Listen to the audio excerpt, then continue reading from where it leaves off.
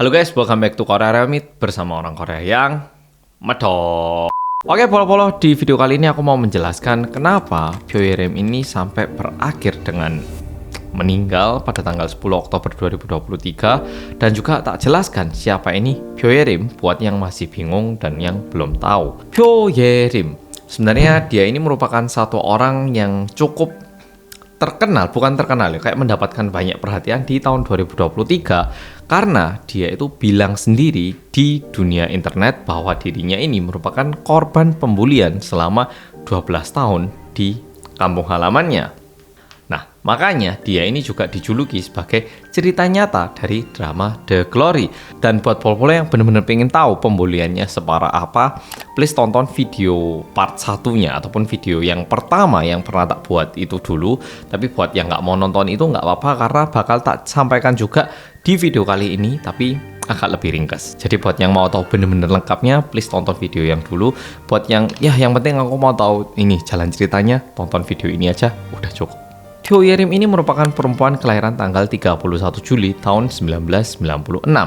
Dia ini terlahir di Kabupaten Euryong, merupakan kabupaten yang lumayan kecil di Korea sendiri. Pyoerem ini lulus SD, SMP, SMA itu semua di Kabupaten Euryong.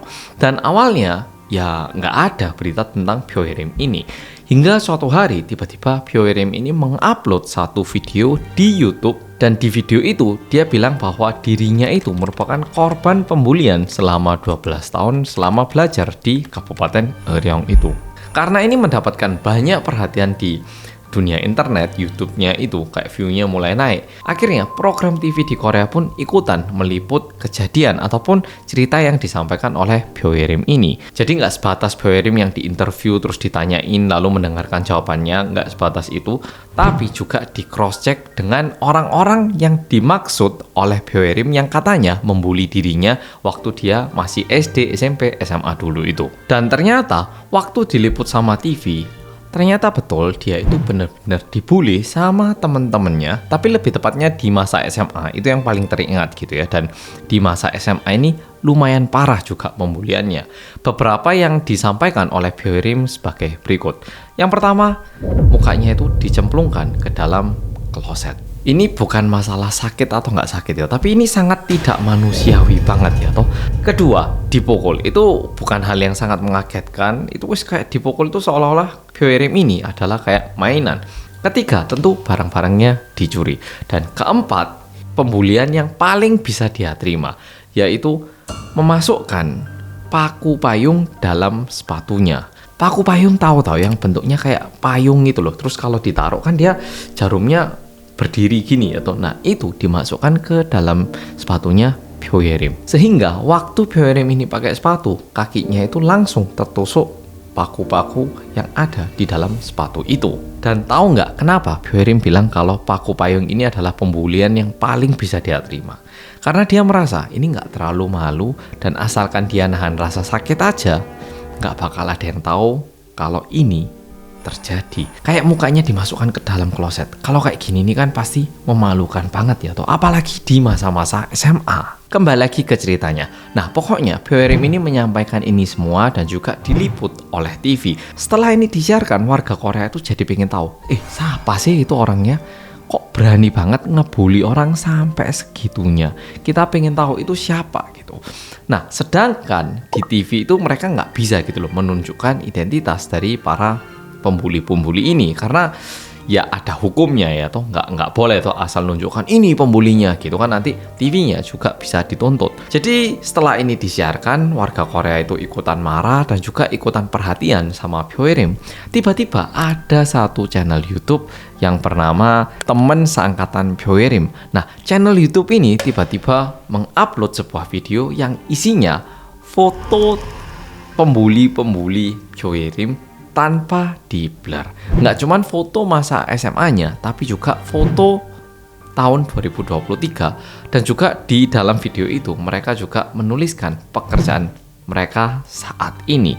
Dan diantaranya ada yang kerja sebagai PNS, ada yang jadi tentara, ada yang jadi guru pilates, gitu itu. Dan ini beneran dibuka belak-belakan. Muka, nama, itu semua dibuka. Dan salah satunya karena dia itu bekerja sebagai tukang potong rambut, ya hairstylist lah kalau bahasa zaman sekarang, di sebuah brand, dia ini langsung dipecat dari tempat kerjanya juga. Jadi imbasnya ini cukup besar karena mendapatkan banyak perhatian dari warga Korea. Dan nggak cuman itu, Pyoerim itu juga membuka satu petisi dan dalam waktu 2 hari kalau nggak salah, itu langsung ada 50.000 orang yang mendukung juga. Jadi orang-orang itu benar-benar mendukung Pyoerim karena pembulian itu kan sangat salah ya, atau apalagi kayak muka dimasukkan ke dalam kloset gitu itu. Tapi yang lebih mengagetkan lagi adalah 4 orang ini mereka itu masih tidak merasa bersalah. 4 orang pembuli yang tahu kalau Pyoerim ini mulai melawan dirinya,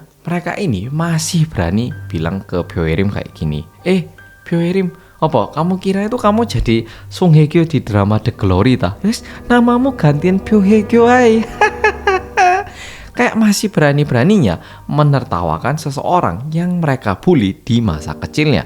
Dan tentu hingga saat ini 4 orang pembuli ini bilang kalau mereka itu nggak pernah membuli dan justru menuntut Pyoerim karena menjelekkan nama baik. Ya biasalah ya di dunia ini, kalau misalnya mereka masih belum disampaikan bersalah ya pokoknya nuntut dulu biar terkesan mereka ini benar-benar nggak salah gitu. Dan semua ini akhirnya juga terungkap di dunia internet sehingga orang-orang juga ikutan mengumpulkan uang untuk Pyoerim.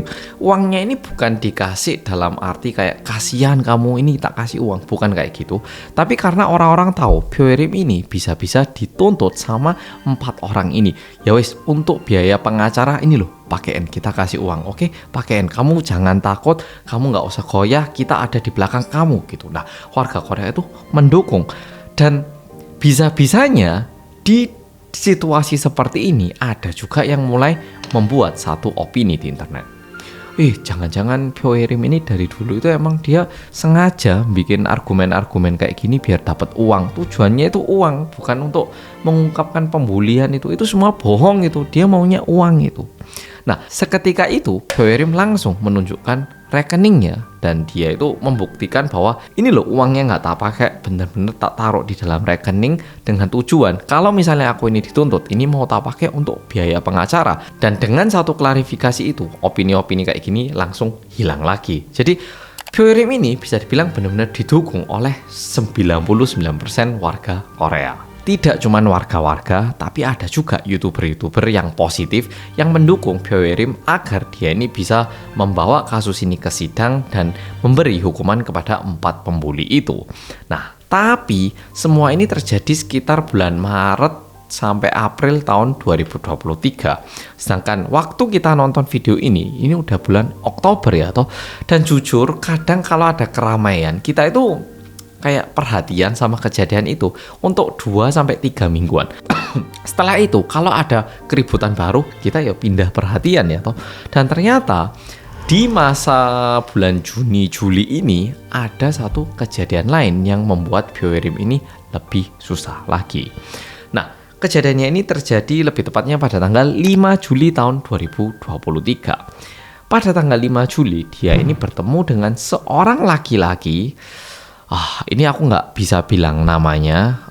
Ada juga channel-channel YouTube yang belak-belakan memberitahu namanya. Pokoknya ya ada laki-laki bernama si A. Di sini tak sebut si A, oke? Si A ini bilang kalau dulu dia itu juga merupakan seseorang yang dibully dan pembulinya itu sekarang menjadi atlet baseball terkenal di Korea. Dan dia mau nuntut atlet itu katanya. Si A ini ngajak Pyoerim untuk membuat satu kayak organisasi atau badan yang bisa dibilang dibuat untuk membantu ataupun melindungi anak-anak yang dibully. Nah, pertamanya mereka ini benar-benar kayak menjadi partner, terus ada berita yang positif gitu. Kayak, oke, akhirnya Pyoerim tidak sendiri gitu kesannya. Tapi, mulai tanggal 21 Juli tahun 2023, tiba-tiba semua berita yang sebelumnya bilang kalau si A sama Pyoerim ini sekarang udah menjadi partner ini, mulai dihapus satu demi satu. Nggak cuman itu, Pyoerim sendiri ngupload di channel YouTube-nya dan bilang bahwa dirinya sekarang udah tidak ada hubungan apapun sama si A lagi. Dengan alasan ternyata si A ini pernah melakukan tindak kriminal. Dan dia bilang, bagaimana bisa saya melindungi anak-anak yang pernah dibully dengan seseorang yang pernah melakukan tindak kriminal. Nah, sekarang kan tergantung tindak kriminalnya apa. Kalau misalnya ternyata kadang nyetir lupa bawa SIM, ya kalau kayak gitu kan imut ya toh. Tapi si A ini ternyata pernah mendapatkan hukuman karena kekerasan seksual.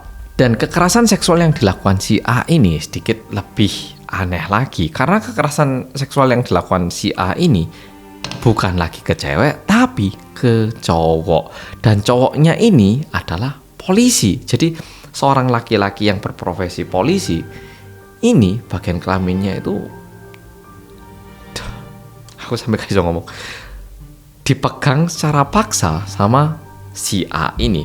Dan akhirnya ini dibawa ke sidang dan dia mendapatkan hukuman. Udah gitu, si A yang awalnya bilang kalau dia ini pernah dibully sama atlet baseball, ini pun sedikit susah untuk dipercaya karena si A ini ternyata sedang mengumpulkan orang-orang yang pernah dibully. Jadi yang kayak Pyoerim ataupun orang-orang lain yang pernah dibully di masa kecilnya. Dan dia itu bilang, aku juga dulu pernah dibully, yuk kita bersatu terus kita saling melindungi dan kita lindungi anak-anak kecil lain yang mungkin dibully di masa sekarang gitu ya toh.